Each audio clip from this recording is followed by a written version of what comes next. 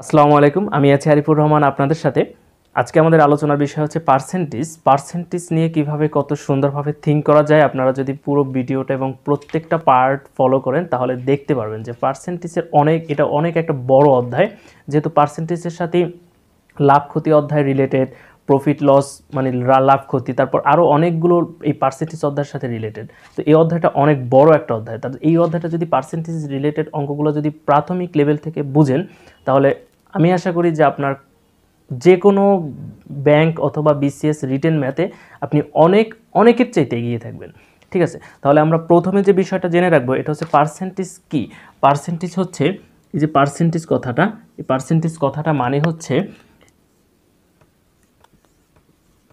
এটা, এই ফার্স্ট এটা হচ্ছে আমরা সবাই জানি, কিন্তু এখানে আমি যে বিষয়টা দেখাবো এটা হচ্ছে দেখেন এই যে 1/2 এটা মানে হচ্ছে কি 50%।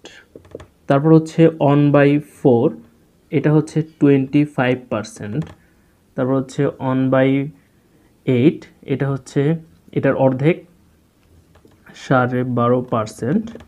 তারপর হচ্ছে 1/16 ইকুয়াল টু হচ্ছে এটার অর্ধেক 6.25%। এই কথাগুলো একটু জেনে রাখবেন, কারণ এই কথাগুলো আপনার যখন দেখবেন 25% অঙ্কে আছে তখন আপনি বুঝে নেবেন যে সেটা হচ্ছে 1/4 মান। যখন 12.5% দেওয়া আছে প্রশ্নে থাকবে তখন আপনি থিঙ্ক করে নিতে পারবেন, এটা থেকে এখানে নিয়ে আসতে পারবেন যে এটার মান হচ্ছে 8/1। যখন 6.25 তখন দেওয়া আছে তখন বুঝতে পারবেন এটা 16/1 মান। ঠিক আছে, আচ্ছা। তারপরে আরেকটা কনসেপচুয়াল বিষয়টা ক্লিয়ার করব, সেই বিষয়টা হচ্ছে দেখেন আমরা যদি 1/5 এই কথাটা পাই, এই যে এই কথাটার মানে হচ্ছে কত 20%। আবার যখন 2 এই ধরনের অঙ্ক কিন্তু প্রায় এসে থাকে, এটার মানে হচ্ছে 40%। আবার 3/5 ইকুয়াল টু 60%, 4/5 ইকুয়াল টু 80%। এইটার মানে হচ্ছে 5/1 মানে হচ্ছে 100। কেন 100 হলো দেখেন, 5/100কে যদি 5 ভাগ করেন প্রত্যেক ভাগের মান হয় 20, তার 20%। যখন 100কে 5টা ভাগ করে 2 ভাগের মান কত 40, 100কে 5টা ভাগ করে 3 ভাগের মান 60, 4 ভাগের মান হচ্ছে 80। তো এই থিংগুলো যদি আপনি একটু মনে রাখেন তাহলে এই দিয়ে অনেক অঙ্ক সলভ করা যাবে। ঠিক আছে, তো আমরা একদম প্রথম আমি এখানে আরেকটা কথা ধরে দিচ্ছি। দেখেন এখানে আমরা বলতে পারি যে 50/25 এটা সমান কত বলতে পারেন যে 50/25। এই কথাটার মানেটা কি, এইটা আপনি কিভাবে আপনি কাটাকাটি করে হিসাব করবেন, কিন্তু কাটাকাটি করা মানে করবেন, কিন্তু কাটাকাটি ছাড়া কিভাবে দ্রুত চিন্তা করা যায়। দেখেন মানে হচ্ছে 100 হচ্ছে কত 100 হয়ে যাবে 25, 100 এর মান 25 যখন, তখন 50-এর মান কত হবে। দেখেন 100 প্রথমে কমে আসছে 50, 50-এর আবার অর্ধেক হয়েছে 25, তাই না? তাহলে এটাও ঠিক এই হারে কমবে। 50-এর অর্ধেক হবে 25, 25-এর অর্ধেক হবে 12.5। তার মানে এইটা ক্যালকুলেশন করলেও আপনি দেখতে পারবেন যে এত অ্যান্সার। কিন্তু কিভাবে হইলো দেখেন, আবারও বলতেছি 100 যখন অর্ধেক হবে 50, যেহেতু 100তে 25, তার মানে 150 হয়েছে, 50কে আবার অর্ধেক করলে 25। তো আমরাও ঠিক এভাবে এটা কমাই দিব, 50-এর অর্ধেক 25, 25কে আবার অর্ধেক করলে 12.5, তার মানে এটার অ্যান্সার হচ্ছে 12.5। তো এই থিংগুলো আমি দেখাবো যে কীভাবে করে। তাহলে প্রথম অঙ্কটা আপনার স্ক্রিনে দেখতে পাচ্ছেন, 12 এর কত শতাংশ 18 হবে। দেখেন 12 এর কত শতাংশ 18 হবে, তাহলে এটা কিভাবে দ্রুত করবেন। দেখেন 12 এই যে 12 কত শতাংশ হইলে 18 হয়, 12টা যেহেতু পুরো সংখ্যা, 12টা হচ্ছে আমরা ধরবো কি 100%, 12। তার মানে এটা কত শতাংশ হইলে 12 যদি 100% হয়, এখানে যদি 100% হয়, 100%-এর মান হচ্ছে এই যে 100%-এর মান হচ্ছে 12, কিন্তু আমার লাগবে 18, তার মানে এইটার অর্ধেক আরও 50 লাগবে। অর্ধেক মানে হচ্ছে কি 50%, অর্ধেক মানে হচ্ছে 50%, এটার হাফ। তো হাফ হইলে এখানে আরও 6 যোগ করলে এটা 18 হইতেছে। তো এইটা কত হবে, এই 6-এর মান কত 50%, তাই না? এই 12 এর 50% হচ্ছে 6, তো এইটার কত হচ্ছে, এটা হচ্ছে 150%-এর মান হচ্ছে 18। 12 এর 150-এর মান হচ্ছে 18। এখন এইখানে আপনি ক্যালকুলেশন করে করতে পারেন যে 12 এর কত শতাংশ।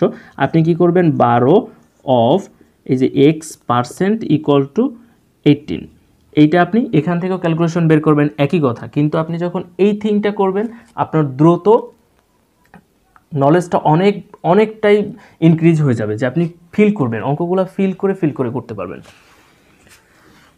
তাহলে পরের অংশ 2 নম্বর অঙ্কটা দেখব। একজন ছাত্রের 800 নাম্বারের মধ্যে 200 নম্বর পেল, সে শতকরা কত নাম্বার পেল? এইখানে যে একদম বেসিক কনসেপ্ট দেখেন, এখানে আমরা দেখব যে আমরা জানি শতকরা, এই যে পার্সেন্টেজ বের করার সময় আমরা জানি টোটাল নাম্বারটা, টোটাল আর হচ্ছে যেটা গিভেন দেওয়া থাকে, মানে এইটার সাপেক্ষে গিভেন নাম্বার, এটা থেকে ভাগ দিলে এটার সাথে 100 গুণ করলে আমরা পার্সেন্টেজের হিসাবটা পাই।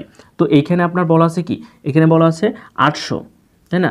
এই যে 800, 200, এটার পার্সেন্টেজ চাইছে হোয়াট পার্সেন্ট, কিন্তু এইটা আপনি করতে হবে না, আপনি দ্রুত মুখে করে দিতে পারবেন। কিভাবে দেখেন, এটা কত, এটা হচ্ছে 4 ভাগের, এই যে 4 ভাগের 1 ভাগের মান, 800কে 4 ভাগের 1 ভাগের মান, 4 ভাগের 1 ভাগ কত, 4 ভাগের 1 ভাগ সমানই আমরা জানি 25%। তো এটার অ্যান্সার হচ্ছে 25%, কারণ 4 ভাগের 1 ভাগের মান ওই যে দেখা আসছিলাম, 4 ভাগের 1 ভাগ মান হচ্ছে 25%, সেটা 25%। এটা ক্যালকুলেশন করলো আপনারা 2টা শূন্য কেটে দিলে এই 8 25 হচ্ছে 25%, ঠিক আছে?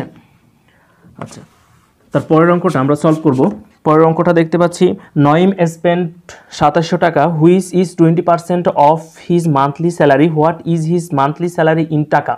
আমাদের বলছে 2700 টাকা নঈম স্পেন্ড ব্যয় করে 2700 টাকা, যেটা হচ্ছে তার 20%-এর সমান, 20%-এর সমান। তার মাসিক ইনকামটা কত আমাদের সেটা বের করতে হবে। তাহলে মাসিক ইনকাম, যেহেতু এটা টোটাল ইনকামের কথা বের করছে, তার মানে টোটাল ইনকামটা হবে আবার কত, 100%-এর ভ্যালু। তার মানে এখানে আপনি কী করবেন, এই যে 20%, আপনি এখানে যদি দেখেন এটা তার স্যালারি, এখানে আমরা কি করব, 20% মানে কি, 20% মানে হচ্ছে যে 20% মানে হচ্ছে এই যে 1 ভাগের 5 ভাগের 1 ভাগ, 20% মানে হচ্ছে 5 ভাগের 1 ভাগ। তাহলে এইখানে 5টা ভাগ হবে, এই 5টা ভাগের এই 1 ভাগের মান হচ্ছে 2700 টাকা।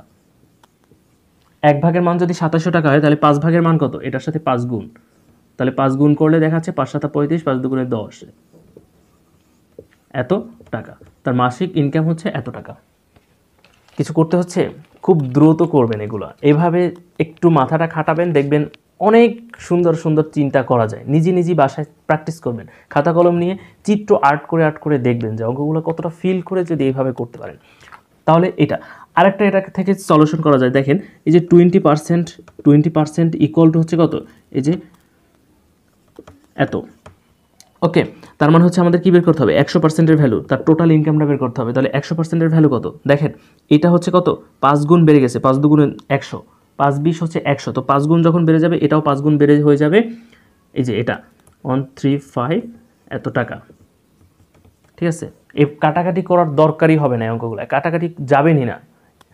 আপনার চাইতে এগিয়ে থাকবে তখনই একটা স্টুডেন্ট দেখবেন আপনিও অ্যান্সার বের করতেছেন, সেও অ্যান্সার বের করবে, কিন্তু সে গণিতটা ফিল করে বিধায় সে দ্রুত অ্যান্সার করে আসবে, কিন্তু আপনি একটু পরে অ্যান্সার করবেন, কিন্তু দুইজনই অ্যান্সার বের করবেন।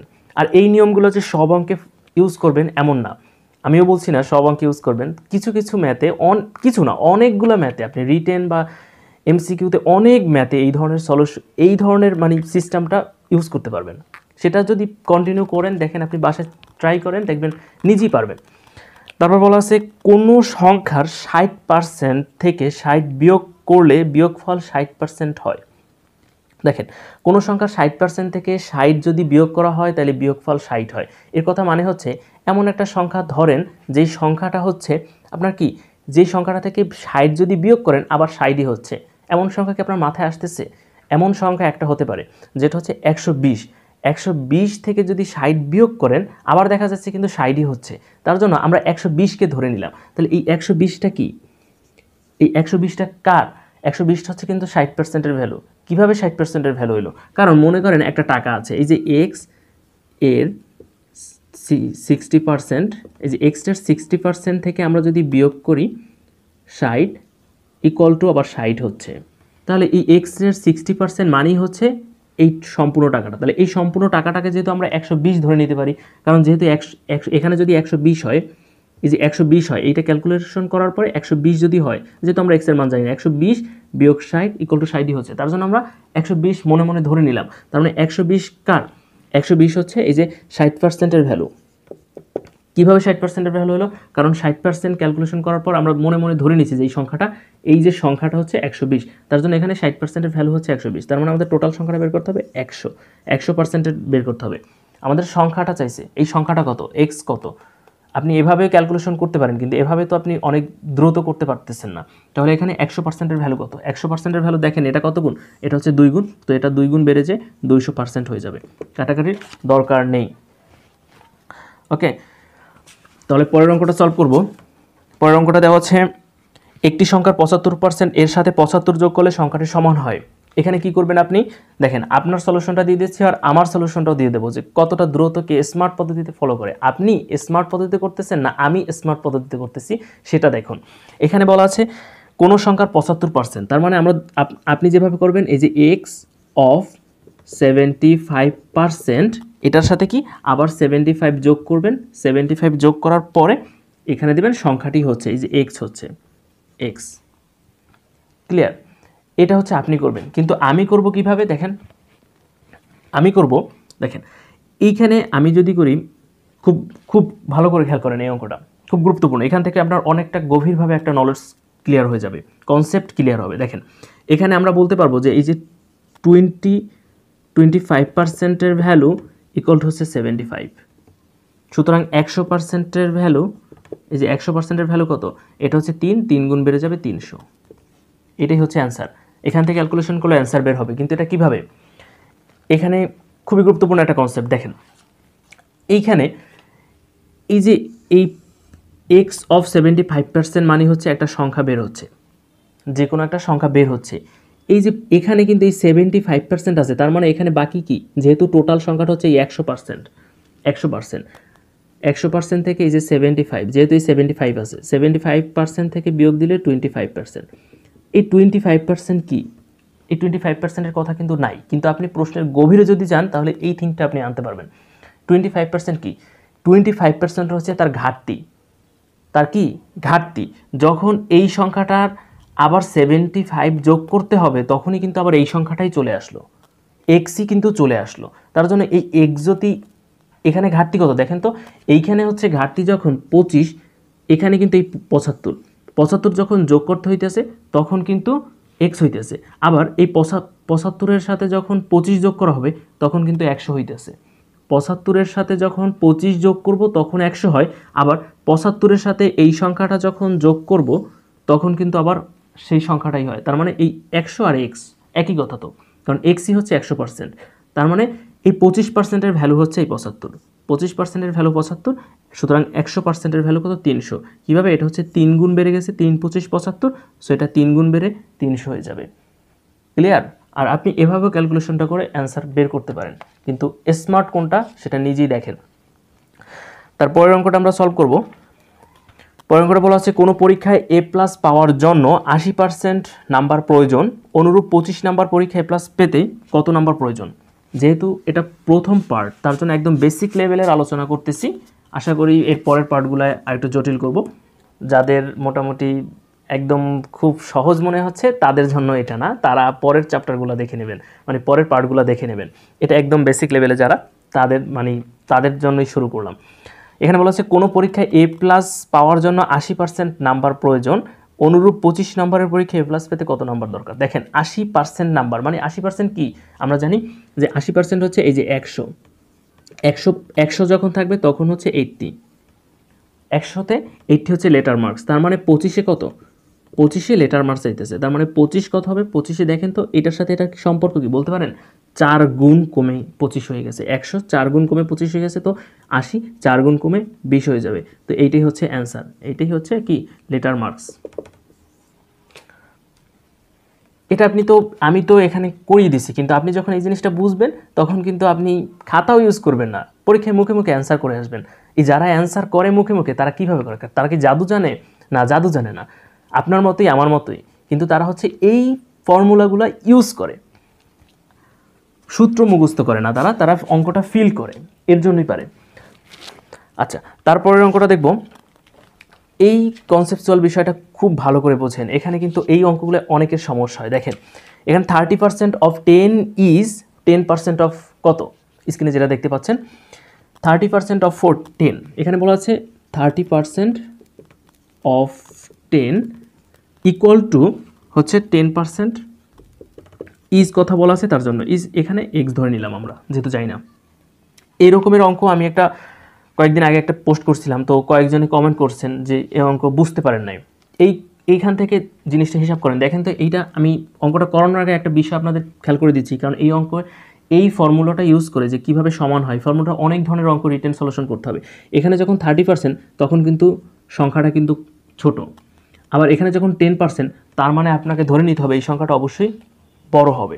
তার মানে একটু ক্লিয়ার করেন তো, দেখেন তো 30%-এর মান যখন 10 হয়েছে, তার মানে 10%-এর মান কত হবে? এটার চাইতে এটা কত গুণ বাড়ছে, এটার চাইতে এটা কত গুণ বাড়ছে, এটার চাইতে এটা কিন্তু হ্যাঁ। এখান থেকে আপনি দেখেন, এখান থেকে যে বিষয়টা আপনি একটু ভালো করে খেয়াল করেন, এটা যদি এইটার সাথে সম্পর্ক করেন, এটার সাথে সম্পর্ক করেন, এটার সাথে কিন্তু 3 গুণ কমে গেছে 10, 30% 3 গুণ কমে গেছে। দেখেন এই সংখ্যাগুলো নিয়ে অনেকভাবে থিঙ্ক করা যায়, আবার এটার সাথেও থিঙ্ক করতে পারেন। এটা কত গুণ কমে গেছে? 3 গুণ কমে 10 হয়ে গেছে, 30কে 3 গুণ কমে 10 হয়ে গেছে, তাহলে 10 কত হয়ে যাবে? ভালো করে খেয়াল করেন, 10, এখানে 10-এর অ্যান্সার চলে আসবে কি 10% অফ 30। কেন এটা হইলো কেন? আমি কিন্তু স্লো বুঝাচ্ছি, কারণ অনেকেরই অঙ্কটা সমস্যা হয়। এই অঙ্কটা সমস্যা না, আপনি এখানে হিসাব করে বের করবেন। কি দরকার? আপনি করবেন কি 30%-এর সাথে 10 কী সম্পর্ক, 30%-এর সাথে 10 কী সম্পর্ক? এটা হচ্ছে 3 গুণ কমে 30% 10 হয়ে গেছে, 3 গুণ কমে হয়ে গেছে, তার মানে এখানে এমন একটা সংখ্যা হবে যেটা হচ্ছে 3 গুণ বেড়ে যাবে। দেখেন এখানে যে কনসেপচুয়াল বিষয়টা, 30% তখন কিন্তু সংখ্যাটা কম, 10% তার মানে সংখ্যাটা বেশি হতে হবে, তার জন্য এখানে যেহেতু 3 গুণ কমে গেছে, এখানে 3 গুণ বেড়ে যাবে, বেড়ে 30 হয়ে যাবে।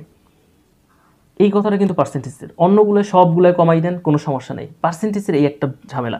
যখন দুই পক্ষই সমান হয় তখন যদি পার্সেন্টেজ এটা থাকে 1 এবং এটা যখন ছোট হয়, আবার এটা ছোট, এটা অবশ্যই বড় হতে হবে, বড় হইলেই দুইটা ইকুয়াল হচ্ছে। ইকুয়াল হওয়ার সময় দেখেন এখানে 30% যখন 10 হবে, 30% যখন 10 হবে তখন কিন্তু এই 10%টা 30 হয়ে যাবে, কারণ এটা যেহেতু 3 গুণ কমে গেছে, এটা 3 গুণ সেম বেড়ে যাবে, 3 গুণ কমে গেছে তার জন্য 3 গুণ বেড়ে যাবে সামনেরটা। আবার এখান থেকে চিন্তা করেন,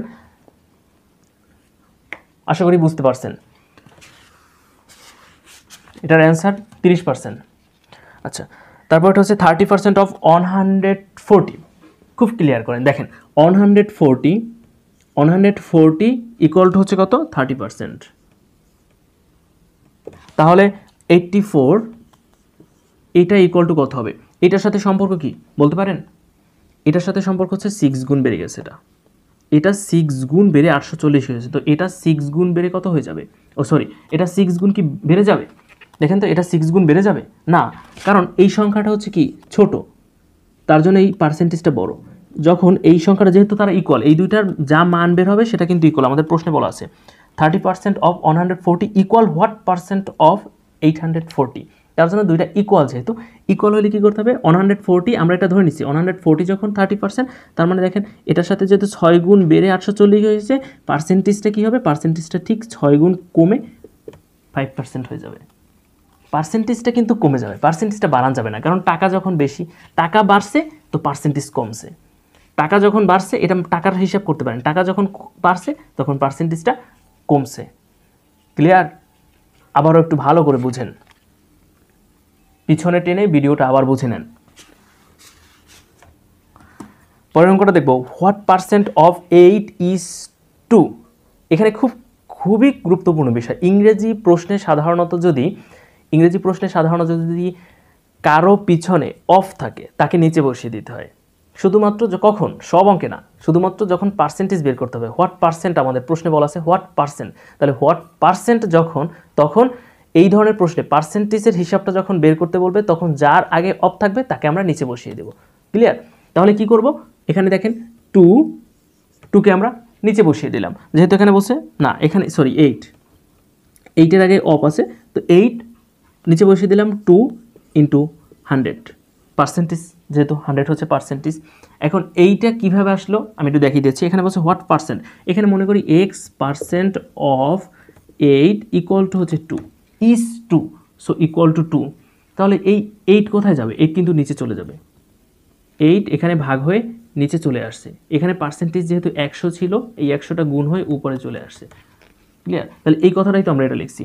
তার জন্য ইংরেজি ভাষায় হোয়াট পার্সেন্ট এই ধরনের কথা বের করতে হলে দ্রুত করার জন্য আপনি কি করবেন, যার আগে অফ থাকবে তাকে নিচে বসিয়ে দেবেন। ক্লিয়ার? ওকে, এইটারই একটা অন্য রকমের একটা সবসময় যে সব জায়গায় অফ বসাই দিবেন। দেখেন এরপরে যে আমাদের পরের এইটা আছে, দেখেন 8 ইজ হোয়াট পার্সেন্ট অফ 2। পরেরটা দেখেন 8 ইজ হোয়াট পার্সেন্ট অফ 2, এটাও কিন্তু সেম একই। 8 ইজ হোয়াট পার্সেন্ট, এখানে হোয়াট পার্সেন্ট আমাদের বের করতে বলছে। তার জন্য হোয়াট পার্সেন্ট অফ 2, কার নিচে 2 আছে, অফ আছে, কার আগে, 2 এর আগে। তো 8 ইন্টু 100, তার মানে হচ্ছে 250 ইকুয়াল টু 400। এটাই হচ্ছে অ্যান্সার, তাই না? তো পরের অঙ্কটা দেখব। 42 ইজ হোয়াট পার্সেন্ট অফ 7, এটা নিজেরা করে নেন। 42 ইজ হোয়াট পার্সেন্ট অফ 7, ঠিক আছে, এটা নিজেরা করেন। আচ্ছা, তারপরের অঙ্কটা আমরা দেখব। এখানে দেখা আছে, দেখেন 3/4 of A number is equal to 60% of another number and the difference between these two number is 20. What is the sum of this number? খুব দ্রুত করা যায়। দেখেন এখানে আমি আগে এটা করে দিই। 3/4 মানে কি? এই যে 3/4, এটার মানে কি? 3/4 মানে হচ্ছে 75%।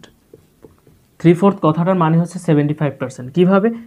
যারা একদম বুঝেন না তাদের জন্য, এটাকে 100 যদি পার্সেন্টেজ যখন হিসাব করবো, 4 25 3 25 75, তার জন্য 75%। এই সংখ্যাটা আর একটা সংখ্যার সমান হচ্ছে 60%। এই দুইটার সংখ্যা সমান, তাহলে এই দুইটার পার্থক্য কত? পার্থক্য হচ্ছে 15%। 15%-এর ভ্যালু কত? আমাদের প্রশ্নে বলা আছে 20। তার মানে এখানে আমাদের যোগ চাইছে, সাম অফ দিস টু নাম্বার। তো সাম কত? দুইটার যোগ কত? 170 60, হ্যাঁ 135। তার মানে 135%-এর ভ্যালু কত?